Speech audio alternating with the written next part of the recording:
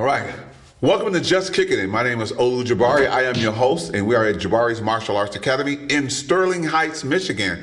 I do have a super fantastic guest today, but he's going to introduce himself. Again, you can reach out to us at 313-629-8524. That's area code 313-629-8524. Email us at justkickdem@gmail.com. Visit us on Facebook and or send me a message and I'll get back to you within 24 hours. In our last segment, you had a chance to see Brother Edwards Harris, who is a 16-time world champion. And I want to talk about our guest. I'll let him introduce himself. And honestly, the only reason Brother Harris and myself and other folks are sitting here is because of this man is going to introduce himself today. So without further ado, welcome to Just Kicking It, sir. Introduce yourself. Tell us a little about yourself. Okay. Hello, first of all. I'm Master Danny Dixson, Sr., the founder of Dan Taishido Karate Federation. And I've been doing this about 55 years or so. Yeah. 55 years. That's almost my age. So let's say 1, 2. You've been doing this a long time. Two things I can say. One is your demeanor has not changed when I first met you some 25, 30 years ago or so. And the person you've always been, it's always been the same Danny Dixson. Some folks put on a front or a face because they're not comfortable in their own skin.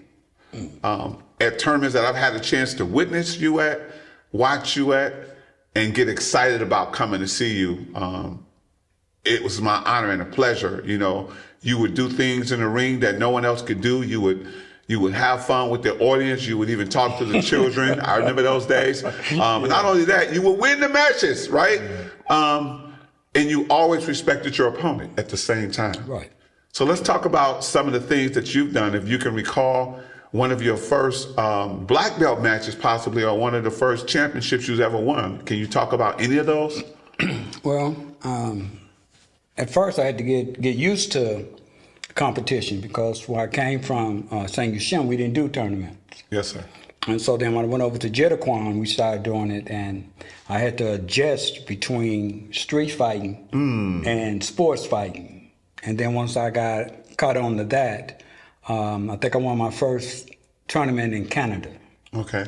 In Canada, we was over there, and that was, I think, 72. Wow. And so when I won that tournament, fighting as a black belt, even though I wasn't a black belt. And I went on a 10-year winning streak after that, Wow. From that. He says like a 10, something like that. I don't know. Right? That's phenomenal. And I think you said 1972. 72. And just imagine martial arts back then. Not only was it more combative, but it wasn't soft. When I say soft, I mean soft in the ways of lots of equipment now that we wear, right? Oh, no. And for safety reasons, for liability reasons, I know why we wear it now.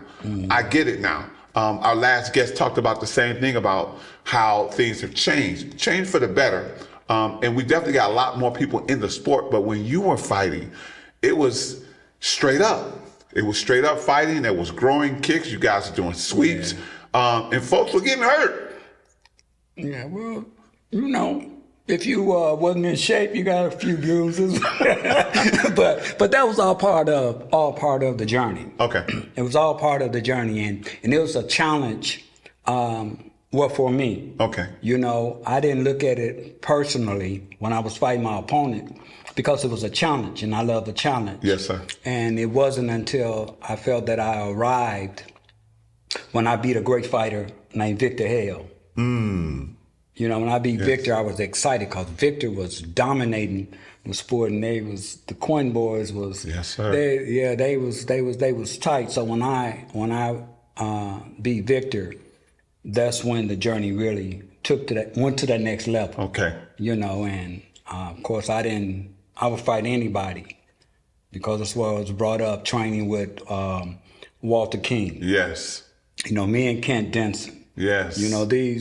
These brothers, we was together not only in the karate circuit but outside of karate. You know, and so it was always a challenge. Yeah, I did Ken Denson on my first show, and he spoke highly of you and saying that I don't want to fight this guy no more. Or we used to spar and things used to happen, and it was all about being in shape, which is what he said, right? Absolutely. And I spoke to Walter King 2 weeks ago and told him we were going to be doing this, and he was so excited. He said, "Oh my God, I got one thing I got to do. Then I'm with you. I can't wait to us to hear our own story." You know, he was excited about it. But you fought so many people. You fought champions throughout the world. You fought some of the people now who are running martial arts circuits, who are promoters that are doing the things that virtually say is no way that could be done, but it's being done. But it's being done because of what people like yourself have done. People like Brother Harris has done. People like Richard Plowden and Marvis Cofield, Walter King, Jackie, all these people, right? Talk about some of these other folks that you fought. I know about Ken Denson. He laughs every time I say your name, right? That's my brother. Yeah, he laughs. He's like, "Oh God, let me reach out to him," and he reached out to you for me. Yes, he did. Now, what are your likes? Like some of the other people you fought? Did you get a chance to fight Richard Plowden? Well, me and Richard used to spar all the time because we came from the same team. school. Okay. We were from the same school. Okay. He was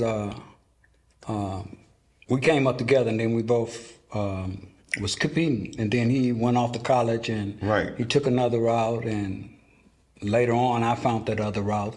Okay. Started going international rather than just exclusive Taekwondo tournaments. I started going to the opening tournaments. And, and that's where the groin kicks and all of that. And Kenny Coleman. Okay. Kenny Coleman taught me groin kicks because he kicked me twice there, and I got to return the favor. So you know, so of course I went to Ishiru. Yes, sir. And then it just went on from there. Of course, I fought Richard Pryor. I fought Scorpion. I fought Scorpion. Well, I fought everybody that's somebody. That's right.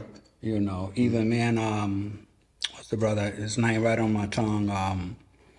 Tybo. Billy Blanks? I fought Billy Blanks. Really? It was a challenge. I was excited. I didn't know who he was. Okay. You know, and when I beat him, I still didn't know who he was. I was only told who he was. I go, oh, okay, so I probably got lucky today. That's conditioning that body and that mind. So,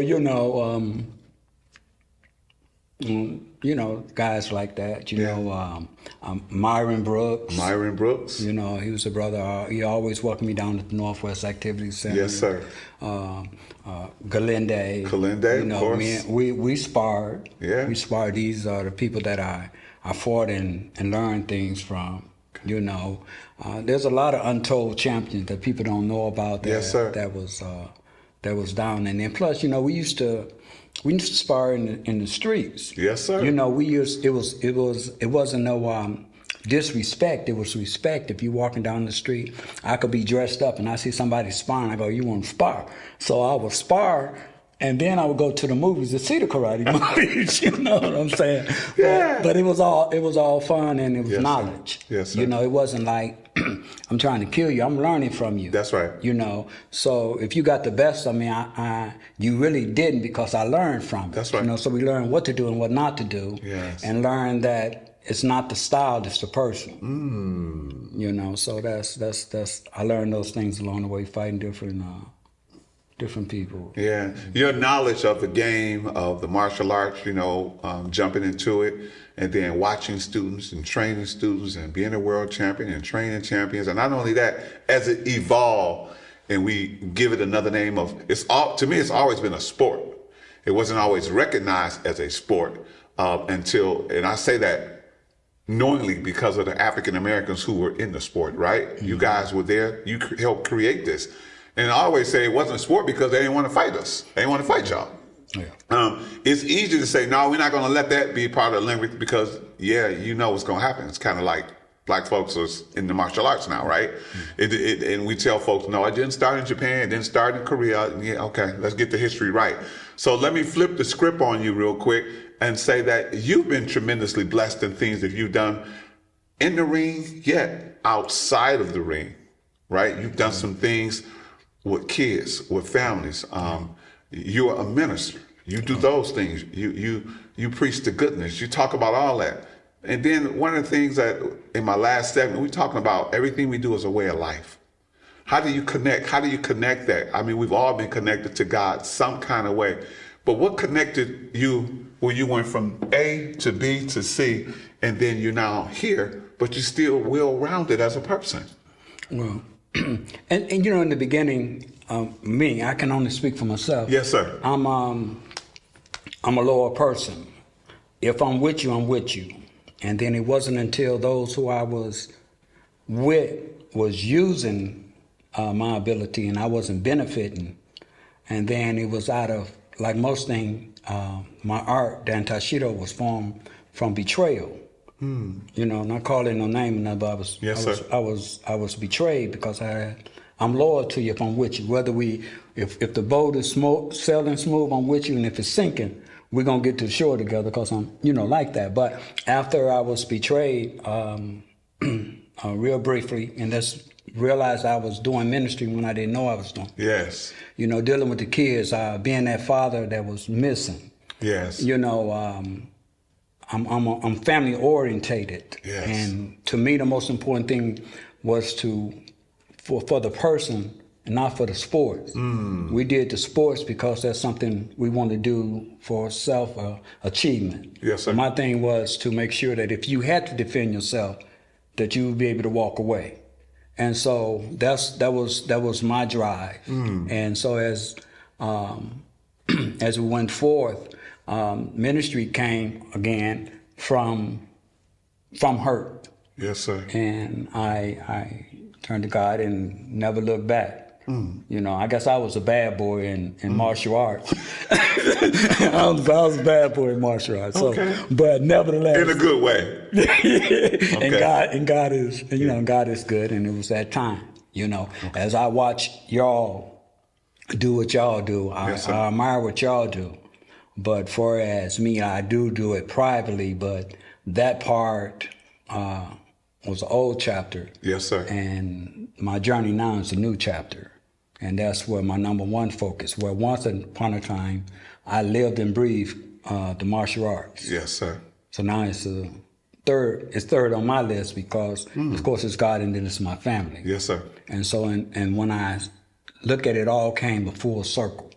The warrior aspect of it. So we know that we're in spiritual warfare. Yes. And so it was just automatic. We do things that's automatic because it's our nature.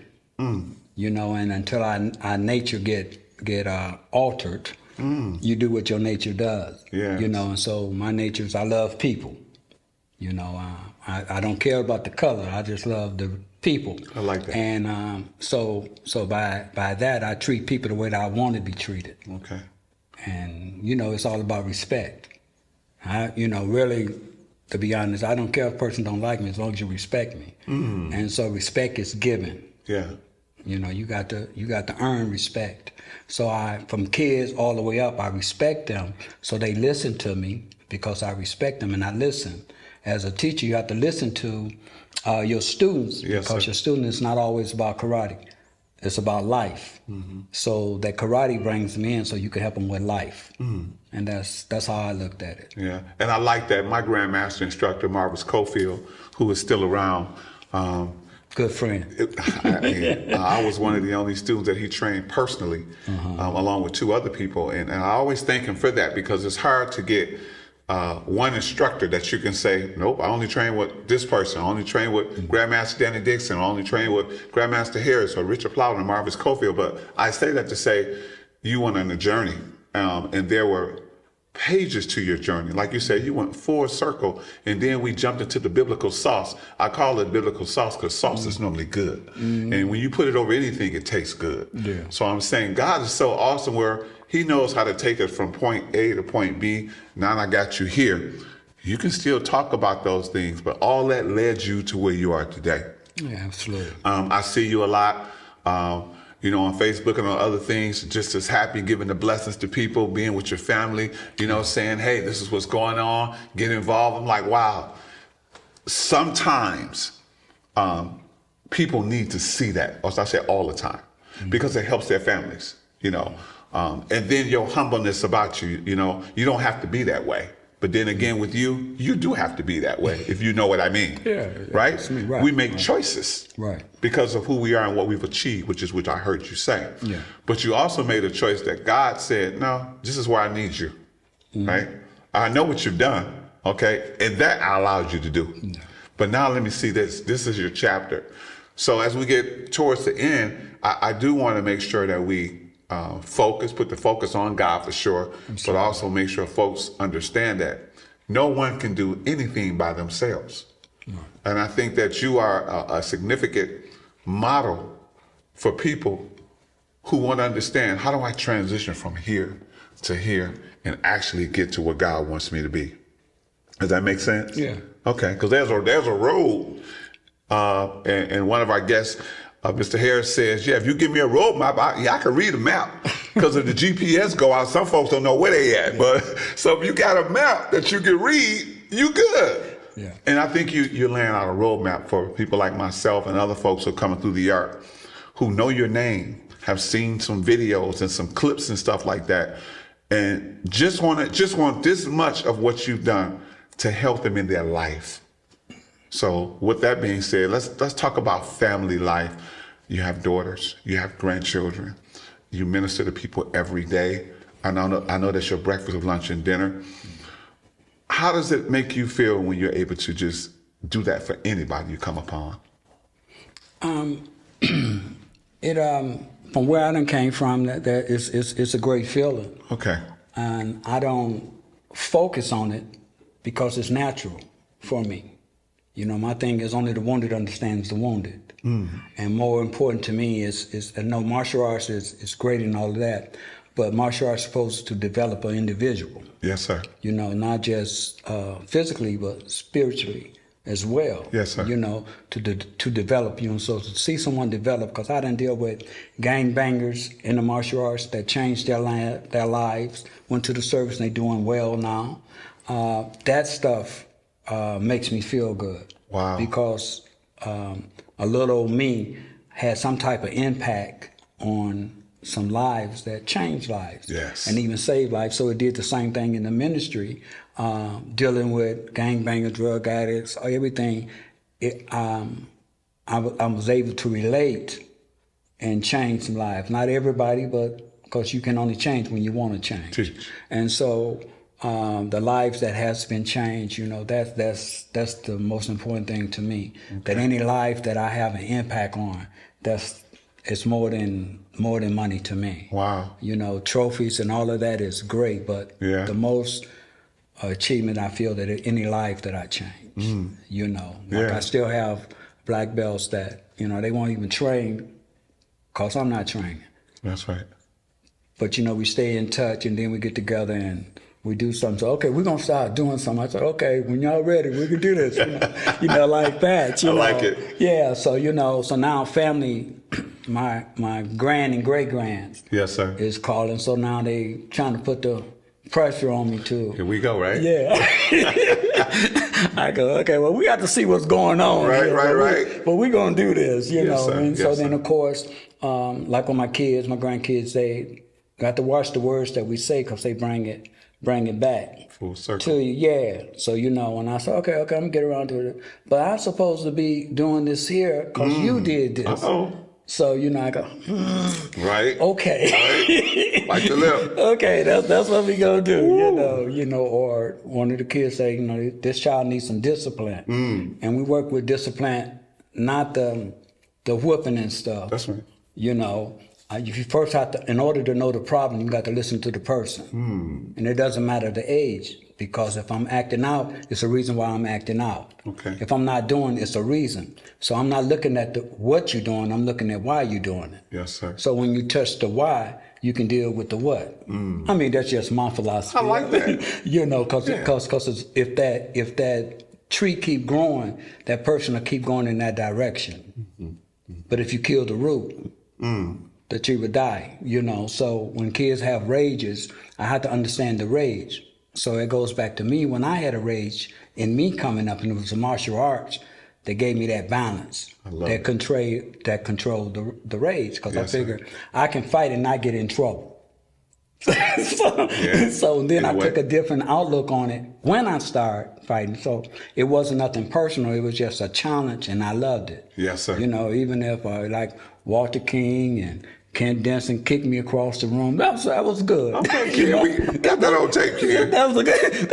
That was a good day. You know, that was a good day. You know, but it's a lot of great fighters. Some name I'm not mentioning now. But, sure. Because there's so many. Yes, sir. You know how the battles that me and Richard had in the dojo. Yes, sir. And then him and I in competition. Yes, sir. You know, man, we would go back and forth. So a lot of folks that know that me and Richard, we went back and forth. I stopped counting after 8. After 8 times, you know. Okay. That's a lot. I think I beat Richard about 4, and he's up 1. The last time we fought, he's up 1. So, I like that. So the last time we fought was in Allen Park at Fernandez tournament. Okay. Wow. Henry Fernandez tournament. That was the last time. Yeah, that's a long me and time. Richard sparred in competition. He won that night. Okay. You know, he won. It was good. He hit me with a spinning back kick, but it was good. One of his kicks, one of his famous kicks. It was good. It was good. But you know, it's all fun and knowledge to me. Okay. I love the knowledge. I like watching folks, and that's how I learned. And so I teach what I wasn't taught. Got it. You know, because when we started martial arts, the knowledge was limited. You only got the basic, and that was it. So we had to go outside of that. So I went outside of that. That's out in the neighborhood. Yes, sir. You know, or being able to go to certain people's schools, and they let you come in, and we, you know, do what we do in the classroom. Yes. You know, and so that's how we learn. We encourage and help one another to be better. I mean, that's how we grew up. Yes, sir. You know, even though this person was a champion, they still work with you so that you can come up from where you was at. Yes. Like Master Hogan. Yes. You know, like Master Hogan, he was one of those. You know, I mean, you know, he has a different way of presenting his knowledge to you, but you get the point. Oh, you go get the point. You get the point. That's for sure. You get the point. So, you know, I encourage all of that. And we was I was telling a story, and we was laughing about it, but it's the true story.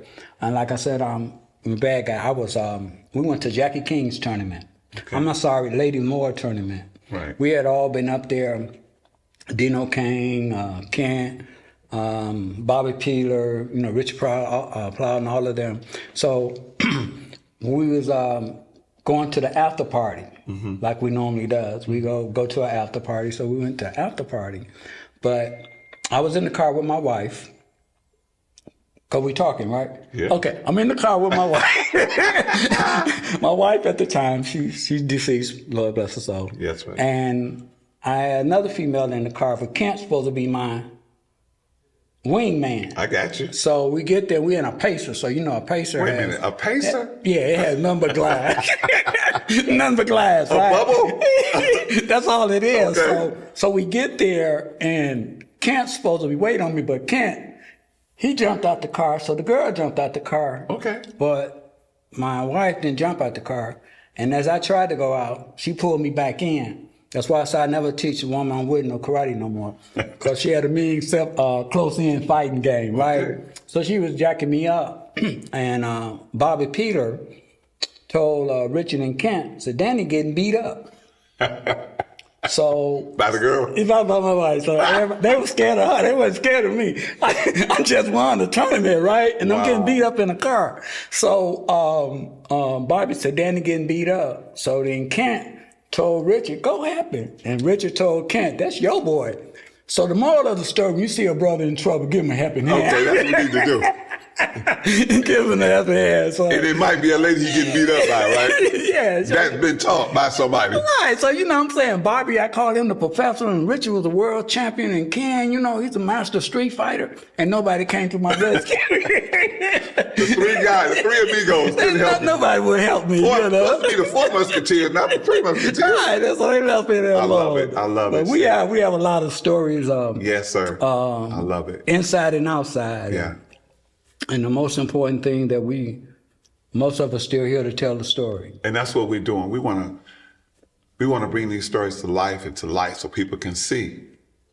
This is good stuff that you need to hear, you need to see, because, you know, a lot of the guests that's been on the show, and one thing I want to express is that we don't want to, oh, he was nice. Yeah, no, he's nice now. Yeah. We want you to see you, whenever people see you, to celebrate you. Mm-hmm. We're not going to wait until something happens and say, we shoulda, coulda, woulda. Yeah. Right? No, we're going to do it now. So they can say, yeah. Oh, man, yeah. Let's tell the story unedited the way you want it to be told. Because when we're all gone from here and God knows we're all going to go, and some of us can't wait, that story shouldn't go with us. What good is it going to do you? If nobody can hear about, you know, Danny Dixson, not only what he's done, what he's accomplished, but who he was, right?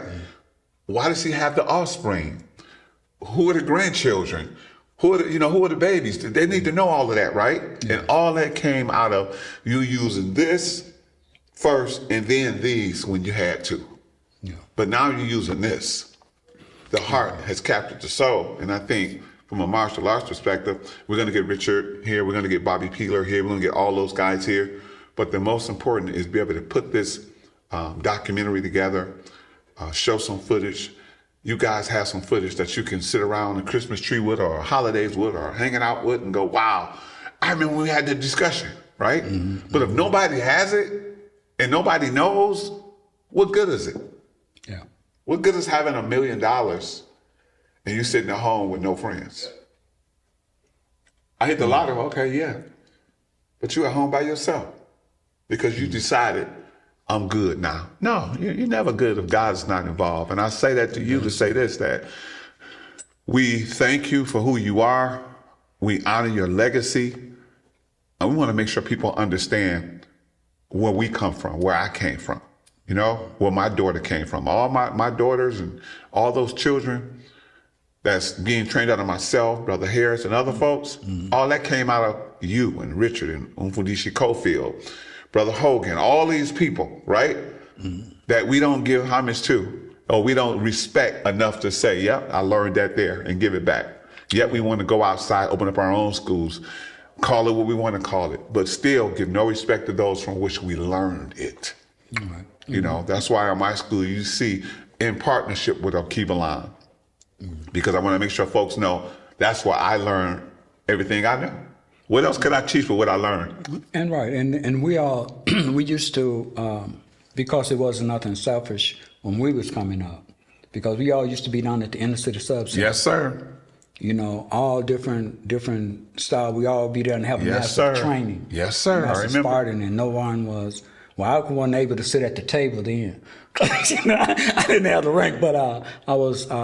You know, everybody was just alternating, doing their thing. You know, everybody was doing their thing. So yeah, every time I passed in the city sub center, I think about that because you know we used to be there, and it wasn't nothing but love. That's it. It wasn't nothing but love. That's it. And wasn't nobody bigger than the other person. We was all on even ground and did what we did and shared knowledge. Yes. And that's what it's all about. And I'm still like that today. I love it. You know, it's not. I'm not worried about your name. I want to know what are you contributing to the art. And it's not always winning trophies and stuff. I'm not talking about the titles, because there's a lot of guys that never won a title, but they have a big impact on people's lives. And I believe that's more than the titles. Yes. I mean, I've had titles, right? You know, but I love that to see my teaching affect a person's life personally. You know, and one of my greatest stories, this young girl was 14 years old. and her name was Felicia. Don't remember her last name, but she was she stayed 8 blocks from the school. Okay. She had been with me 1 month, and we trained twice a week. And all she knew was a front snap kick and a reverse punch. And she was coming to karate class. 3 guys in her neighborhood, 18, 19, and 21, tried to rape her and take her behind a building. She fought them off. She got some bruises and hit, but she didn't get raped. Okay. And she came to the school anyway. And so when you have students, you know your students. Yes, sir. And I know that she wasn't herself, but I couldn't pinpoint it. Gotcha. Until we did a break. And then she started crying. I asked her what happened. And then she told me. She didn't go home. She was 2 blocks from home. Wow. And she came on to the class. And of course I called the parents. And I remember the police officer told her mother, said, that's the best $45 you ever spent. See? You know, she got bruises, but she didn't get raped. And so, you know, that was, I felt proud and honored that I was a part of that. Because she was taught confidence. And we teach in the streets, no surrender. Yes. And she didn't surrender. Yes. And so she didn't get raped. Ain't that something? The stories is what hold us. You know, you talked about Inner City Sub-Center, which is where I started at 8411 East Forest. You know, I still remember that after 37 years. I remember that. And then the Kiva line, 7701 Hopper. You know, these are places in Detroit that's, I mean, it's right there. And, you know, you can, that's after 30-something years, maybe 40 years. My point is, you know, we don't forget from which we come, and we should always make it better than what it is. That's all I'm saying. Yeah. And you've done that yourself along with other people like myself and Brother Harris and other martial artists have come through the ranks, have watched and learned. And I always tell folks, do what you're good at, because everything you do is martial arts. Because martial arts is a way of life. It's the way you learn. It's the way you look, listen, and learn. And I think we've all learned that from people like yourself. And I call them the legends of the Michigan martial arts. If you've never trained here, you don't know what it's like. Yeah. Yeah, you can kick and punch anywhere. But until you kick and punch in one of these schools, you ain't trained in Michigan. Like somebody said before, if you haven't trained in that school, you ain't did no training. You ain't fought nobody. So just want to wrap up and thank you, because this is phenomenal just to be sitting with you here. I know for me it is. I've always watched you, and I know you see me outside the ring when I was younger, and then I got a little older and I started doing a little kicking and punching. Not the greatest fighter in the world, but I can hold my own. But when it came to forms, I got you, right? Yeah. Weapons, I can do it. Judging, nobody does it better. But motivating, watched you motivate yourself, even motivate your opponents. Even after they lost, you still was like, hey, brother, great fight. See you next time, right? Keep on doing it. That's what I admired about you, is that you were always yourself. You never really had to show off, because your work speaks for itself, your kicks and your punches. And now you're punching for Jesus Christ, bringing people back to the fold of where it all started. And guess what? Where it's all going to end. Amen. No matter what you do, right? It's going to end there. It's going in there. So with that being said, we're going to wrap it up at Just Kicking It at Jabari's Martial Arts Academy with legend Danny Dixon. For those who don't know him, you will get to know him. Look him up. He's done well, not just in the ring, but more so his fight has been outside the ring, dealing with children and families, bringing them closer to where they need to be, but them understanding that, remember, if you use these before you use this, then you are absolutely wrong, because God gave us the greatest weapon of all time. And I think that's the mind. That's the mind. So reach out to us at justkickdem@gmail.com or justkickdem.com or 313-629-8524. I'm going to leave the last words with you. Anything you want to leave us with? I love it. Thank you very much. Appreciate you for coming out. Appreciate you. Oh, man, this is great. This is great, man. Give me that. Yeah.